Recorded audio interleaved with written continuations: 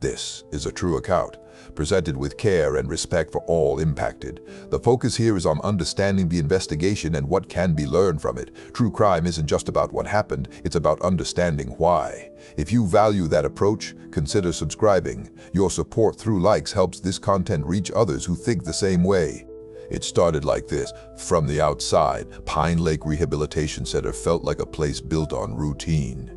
The kind of place where every day followed a quiet rhythm. Nurses moved from room to room. Residents sat together in shared spaces. Conversations were soft, predictable. It was the kind of environment where nothing unexpected was supposed to happen. And yet, just beyond those walls, something had already begun to shift. Nobody inside realized it yet. But the stability they relied on was about to be broken. The facility sat in Carthage, North Carolina, surrounded by still roads and familiar neighborhoods. For many families, Pine Lake represented trust, a place where loved ones could receive care, attention, and dignity in their later years. Inside, structure was everything. Meals arrived at the same times each day. Medication schedules were precise. Staff rotated through the same hallways, often forming close bonds with the people they cared for. Over time, those routines became more than habits. They became a sense of safety. And that predictability would matter more than anyone realized. Because routine doesn't just create comfort, it creates patterns. And patterns can be observed. Looking back, that detail would become important later. Among the staff was a nurse who had been trying to rebuild her life. She had made a difficult decision not long before. The kind of decision that doesn't happen all at once but builds slowly over time. Small moments adding up, tension growing, until one day, staying no longer feels possible. She had chosen distance. From a psychological standpoint, that decision often marks a turning point. Leaving a relationship, especially one defined by instability, can be one of the most dangerous periods. Not because of the act itself, but because of what it represents, loss of control. And for some individuals, that loss doesn't just feel uncomfortable, it feels intolerable. Robert Kenneth Stewart had been losing control for a while. He was born September 12, 1963. By the time 2009 came around, the version of his life he expected no longer matched reality. The relationship that once defined his daily structure was changing. His wife had stepped away, and according to those who knew the situation, his behavior had already been escalating. There were signs: increased tension, emotional volatility, reports of excessive drinking, moments where reactions didn't match the situation, patterns that, on their own, might not have seemed alarming. But together, they form something more concerning. This is something experts often point out. Rarely does a major incident begin suddenly. More often, it's the result of accumulation. Small shifts in behavior, changes in routine, escalation over time. At the time, those patterns are easy to miss. Looking back, they become impossible to ignore. His wife had recognized those changes. And that's why she created distance. Not dramatically, not publicly, but intentionally. She separated herself from the environment that had become unstable. She continued working, continued her routine, but she created space. That decision would later become one of the most important details in this entire case, because distance doesn't just create separation, it creates survival. Meanwhile, Stewart was facing something he couldn't control.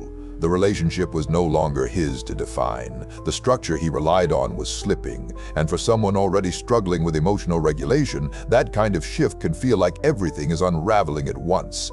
This is where things take a turn. From a behavioral perspective, there's a concept known as perceived loss of control escalation. When individuals feel they are losing control over a central part of their life, they may attempt to regain it in ways that are increasingly extreme. Not always, but often enough that it becomes a recognizable pattern, and in this case, the pattern was already forming. There's another detail that stands out: routine. Pine Lake wasn't just a workplace, it was a predictable environment. Staff schedules, entry points, daily movements, all consistent, all familiar to someone connected to it. And familiarity creates access. It means knowing when people arrive, where they park, which doors are used, which areas are more isolated than others. At the time, it was just part of everyday life. Later, it would help explain how everything unfolded. The days leading up to March 29th didn't appear dramatically different from the outside. There was no public signal that something was about to happen, no clear moment where everything changed. But internally, something was building. That's often how these situations develop, quietly, without announcement, beneath the surface. And then, eventually, it reaches a point where the pressure can't be contained. On that day, the routine at Pine Lake began like any other. Staff arrived, patients followed their schedules, conversations filled the hallways in the same way they always had. Nothing appeared unusual. But outside the building, that sense of normalcy was already breaking down, and this is where the timeline becomes critical, because while everything inside continued as expected, someone was approaching with a very different state of mind. What's important to understand is that this wasn't random. From a psychological standpoint, location matters. People don't choose environments without reason, especially when emotions are involved. There's often a connection, a meaning attached to the place. In this case, that connection was personal, deeply personal. And that changes everything. Inside, the staff continued their work. The nurse who had created distance from her past was there, focused on her responsibilities, surrounded by the same routine she had come to rely on. She had no way of knowing that her decision, the one meant to protect her, was about to be tested in a way she could never have expected.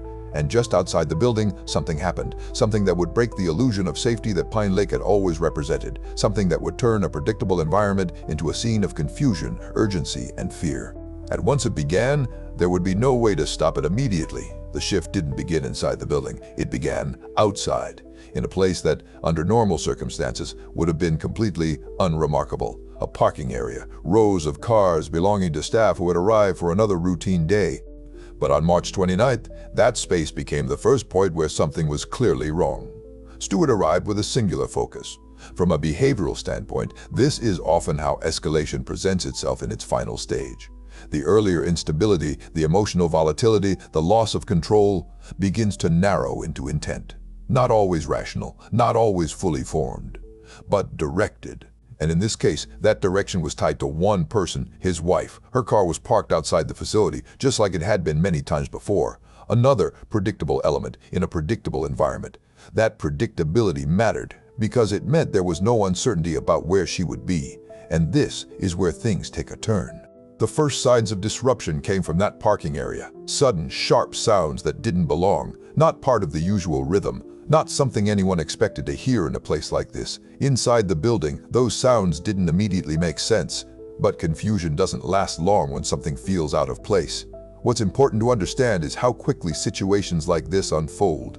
There's no clear beginning from the perspective of those inside. No warning announcement, no gradual buildup, just a sudden shift from normal to something entirely different. And once that shift begins, people are forced to react without context, without knowing what's happening, without knowing what's coming next. Stewart entered the facility. From that point forward, the environment that had once been defined by structure became unpredictable. Hallways that had always felt safe were now filled with uncertainty. Staff members who had been focused on routine tasks were suddenly trying to understand a situation that didn't make sense. And in moments like this, perception lags behind reality. People hear something, see something, but their mind takes a second longer to process what it means. That delay matters. He moved through the building. Encounters happened quickly, without warning, without clear pattern from the perspective of those inside. Individuals who had no connection to him, no awareness of what was unfolding, suddenly found themselves in a situation they couldn't have prepared for. This is one of the most difficult aspects to understand. From the outside, events can appear structured, a sequence, a timeline, but from the inside, it feels fragmented, disconnected, confusing. Moments blur together, and that confusion makes it harder to respond. Staff began to react. Some moved to secure patients, others tried to understand where the danger was coming from. Communication became fragmented, not because people weren't trying, but because the situation was evolving too quickly. From a crisis response perspective, this is a known challenge. When information is incomplete, people rely on instinct, on training, on whatever signals they can gather in the moment, and sometimes those signals contradict each other. But there was one person inside the building whose situation was different: his wife. This is where one of the earlier details becomes critical. She had created distance, and on that day, that decision shaped what happened next. As the situation unfolded, she made a choice, not to move through the building, not to try and escape through open spaces. Instead, she found a place where access was restricted, an area designed for patients with Alzheimer's, secured by a coded entry system. That detail mattered, because in an environment where movement had become unpredictable, controlled access created a barrier. She entered, secured the space, and stayed hidden. From a psychological standpoint, this aligns with what experts describe as protective decision-making under acute stress. Rather than reacting impulsively, individuals who recognize patterns of danger may default to containment rather than escape, and in this case, that decision worked. She remained unharmed, not because the situation wasn't dangerous, but because she had already taken steps, days earlier, to create distance. And in that moment, she reinforced it by choosing protection over exposure. That earlier decision, the one that may have seemed small at the time, it became the reason she survived. Meanwhile, inside the facility, the situation continued to escalate. Emergency calls were made. Law enforcement began responding. But as with any rapidly evolving incident, there was a gap between the beginning and the arrival of help. And during that gap, uncertainty dominated.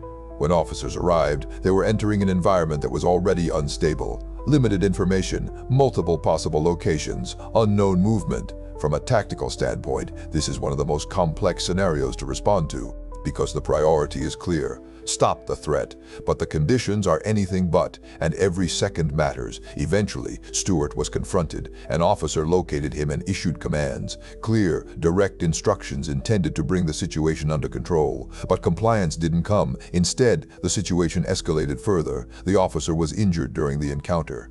And in response, force was used to stop the threat. Stewart was struck and incapacitated. And just like that, the movement, the unpredictability, the escalation, it stopped. The building fell into a different kind of silence, not the calm, structured quiet it had been known for, but something heavier, something defined by what had just taken place. Emergency personnel moved through the facility, assessing, responding, trying to make sense of what had happened in a very short amount of time, because that's another important detail. These events don't unfold over hours, they unfold in minutes. And those minutes change everything. 8 individuals lost their lives, each one part of the environment that had once felt safe. Each one connected to the routine that defined Pine Lake. Staff members, residents, people who had started their day expecting it to be like any other. And that's what makes this case so significant, because it shows how quickly normal can disappear. The officer who had been injured survived, a reminder of how close these situations often are to becoming even more severe, and how critical those intervention moments become. But even after everything stopped, even after Stewart was taken into custody, even after the immediate danger had passed, there was still something that didn't fully make sense. Why here? Why this location? Why did the situation escalate to this level? And perhaps the most difficult question of all, did he understand what he was doing? Because when questioned later, Stewart would claim something that complicated everything. He said he didn't remember. He said he had taken several pills earlier that day, and according to him, everything that followed was a blank. From a psychological standpoint, that claim introduces a different layer entirely, because memory, responsibility, and intent don't always align in simple ways. And understanding that distinction would become the key to understanding the entire case. The events themselves were clear, the outcome was undeniable, but the why behind it, that required a deeper look. Once the situation was brought under control, the focus shifted from immediate response to understanding. Because while the sequence of events had become clear, the deeper question remained unresolved. Why did this happen? Robert Kenneth Stewart was taken into custody at the scene. He had been injured during the confrontation but survived. From that point forward, the process moved into a different phase. Investigation, evaluation, legal proceedings. And this is where cases like this begin to change, because the physical events are only one part of the story. Understanding the motivation behind them, that's where the real complexity lies. During questioning, Stewart made a claim that immediately stood out. He said he didn't remember what had happened. According to him, earlier that day, he had taken several pills, what he described as nerve pills. And from his perspective, everything that followed was unclear, fragmented, missing. At first glance, that might seem like an explanation, but from a psychological standpoint, it raises more questions than it answers. Memory loss claims in cases like this are not uncommon. What's interesting from a psychological standpoint is how memory actually functions under stress. In high-intensity situations, the brain doesn't simply shut down recording events. In fact, it often does the opposite. It records details with heightened intensity, but those details may later feel disorganized, incomplete, difficult to process. That's very different from a complete absence of memory. So when someone claims they don't remember, experts begin to look deeper. Was there impairment? Was there substance interaction? Or is the claim serving another function? Because there's another factor to consider, behavioral consistency. Even in chaotic situations, actions often follow patterns, direction, intent, movement from one point to another. And in this case, the sequence of actions showed structure. He arrived at a specific location. He began outside. He then moved through the building. He encountered individuals in multiple areas, and when confronted, he responded. That level of continuity suggests something important, not randomness, but direction. This doesn't necessarily mean full awareness in a traditional sense, But it does challenge the idea of complete absence of memory or control, and that distinction matters because understanding that difference helps explain the why. To understand why, we need to look at what was happening before that day. Stewart was dealing with a loss, not just of a relationship, but of structure. From a psychological standpoint, relationships often serve as anchors. They define routines, expectations, identity, especially over long periods of time. When that structure begins to break down, it can create a sense of instability that goes beyond emotion. It becomes disorientation, and in some individuals, that disorientation leads to escalation, not immediately, not predictably, but progressively. This is known as escalation under perceived loss of control. When someone feels that a central part of their life is no longer within their control, they may attempt to regain that control, sometimes through communication, sometimes through pressure, and in more extreme cases, through actions that are meant to force a response. That pattern appears here: the separation, the increasing instability, the reported alcohol use, the emotional volatility. Each piece on its own might not seem definitive, but together they form a trajectory. And that trajectory leads to a breaking point. There's another layer to this: target selection. At first glance, it might seem unclear why Pine Lake became the location. But when viewed through a psychological lens, it begins to make sense. This wasn't just a random place. It was connected to his wife, to her routine, to her daily life. And this is where an earlier detail becomes critical: routine. Pine Lake was predictable. Staff schedules, parking locations, movement patterns. For someone familiar with the environment, it wasn't just a building, it was a map. And that predictability reduced uncertainty. From a criminological standpoint, this is often referred to as familiarity-based targeting. Individuals are more likely to act within environments they understand, not because they are easier in a physical sense, but because they reduce psychological barriers. There's less hesitation, less unknown, and that's what makes this case so significant. Because it shows how everyday environments, the ones people trust, can become vulnerable when they intersect with personal conflict. But there's still one more piece to understand. Why did the situation extend beyond a single target?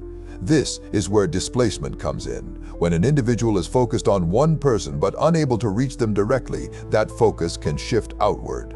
Not in a controlled way, but in a reactive way. The environment becomes an extension of the original target, and that expansion increases the impact dramatically. This pattern, while rare, is documented. It's not about multiple unrelated intentions. It's about a single emotional trigger expanding beyond its original focus. And that's what we see here: a personal conflict, a loss of control, a familiar environment, and a moment where everything converged. In court, Stewart was held responsible for the events that took place. He was convicted on multiple counts and received a sentence that ensures he will spend the rest of his life in custody. From a legal standpoint, the conclusion was clear. But from a psychological standpoint, the lessons are more nuanced. Because cases like this aren't just about what happened. They're about what can be recognized before something happens. There were warning signs: escalation in behavior, substance use, emotional instability, a relationship under strain. None of these factors alone guarantee an outcome like this, but together they create risk. And recognizing that risk early is one of the most important forms of prevention. This case teaches us something critical. Distance matters. His wife created space before the situation reached its peak, and in the moment when everything unfolded, that distance gave her options. It gave her time, and ultimately, it gave her safety. That doesn't mean outcomes are always predictable, but it does highlight something important. Protective decisions, even small ones, can have significant impact. And that's what makes this case so significant, not just the events themselves, but what they reveal about human behavior. About escalation, about how quickly situations can change when underlying patterns go unaddressed. 8 lives were lost that day. People who were part of a community built on care, routine, and trust. And while the events cannot be undone, their impact remains. Understanding cases like this isn't about revisiting the moment. It's about learning from it, recognizing patterns, identifying warning signs, and understanding how complex human behavior can become under pressure. Because in the end, the question isn't just what happened, it's how it happened, and what we can do to recognize those patterns before they reach a point where there's no turning back.